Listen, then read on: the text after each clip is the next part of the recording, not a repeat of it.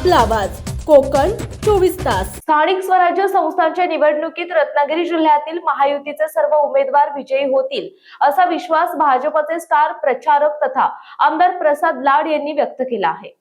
आणि एकंदरीत निवडणुकीचं काम, निवडणुकीची प्रचार यंत्रणा आमचे सन्माननीय नवनिर्वाचित प्रमुख प्रभारी दीपक पटवर्धनजींच्या नेतृत्वात भाजपाचं काम कसं चाललंय, उमेदवारांचा प्रचार कसा चाललाय याचा आढावा घेण्यासाठी आज मी इथे आलो होतो।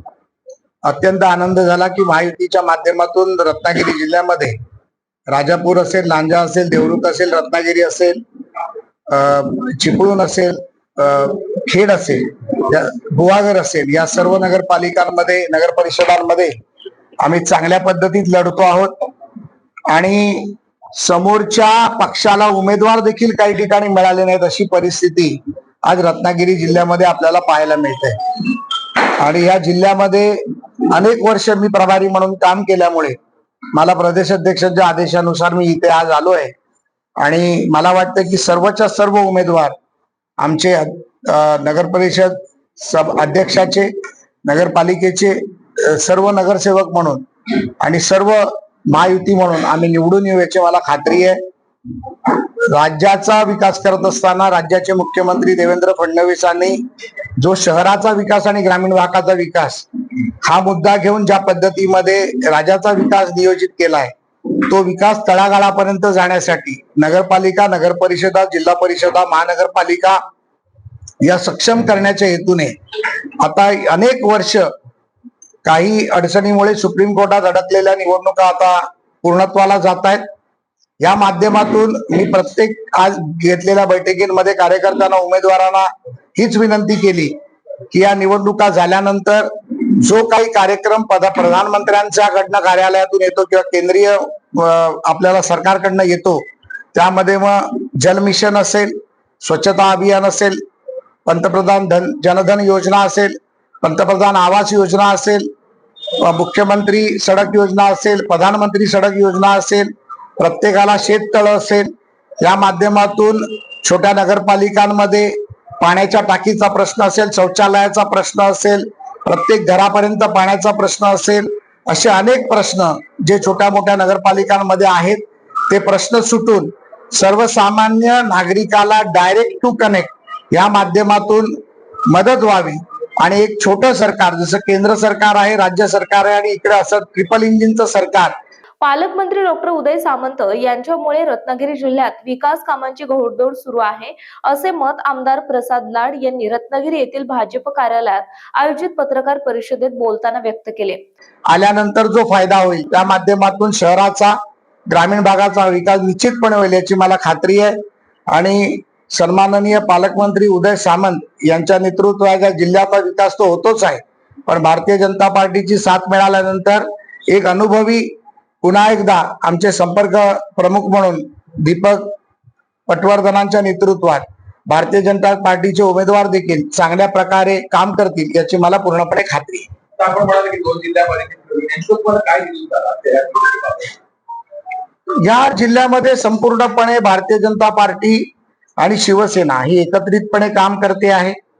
सर्वच पक्षाचे, घटक पक्षाचे, खरं तर सांगू तर महायुतीचा समन्वयक म्हणून छोटे मोठे 21 ते 22 घटक आमच्या बरोबर जोडलेले आहेत, जे लोकसभेमध्ये पण मी त्यांच्या बरोबर काम केलं, विधानसभेतही काम केलं।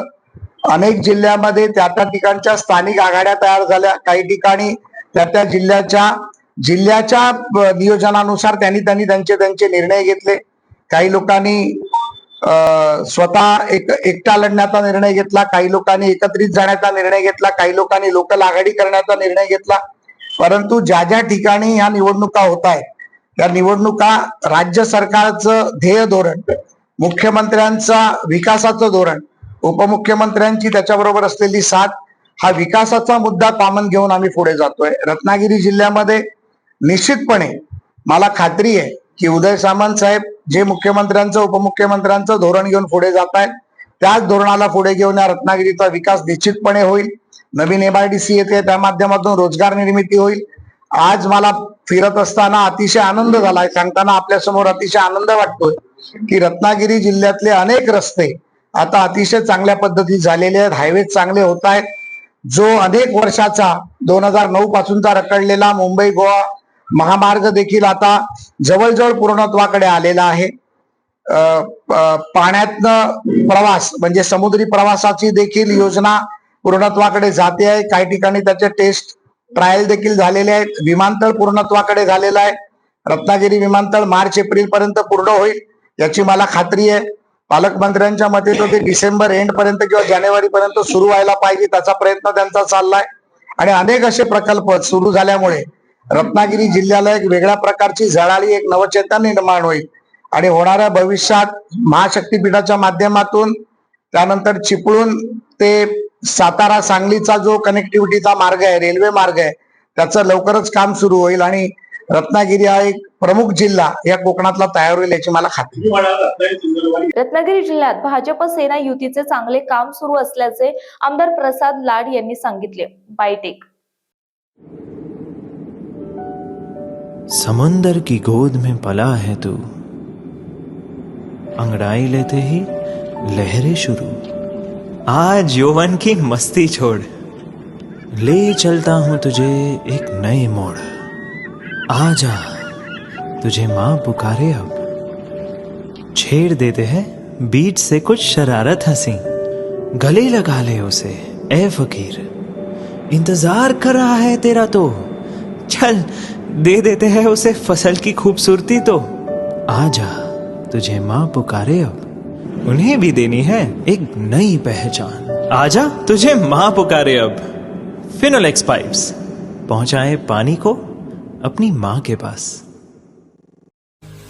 महाराष्ट्रातील तसेच कोकणातील महत्त्वाच्या बातम्या पाहण्यासाठी कोकण 24 तास न्यूज चॅनलला YouTube वर सबस्क्राईब करा आणि बेल आयकॉन प्रेस करा.